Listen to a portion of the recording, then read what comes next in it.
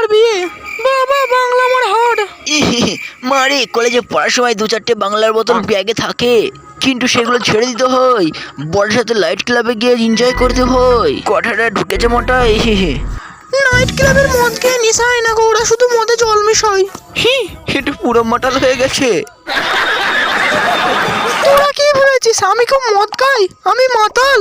First stage of Bangla মাল।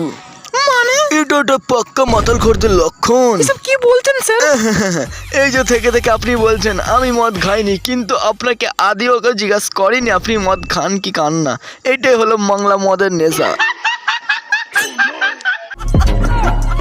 Sir বিশ্বাস করুন আমি মদ খাই না। কেউ কি দেখেছে তোমাকে? হ্যাঁ স্যার আমি দেখেছি।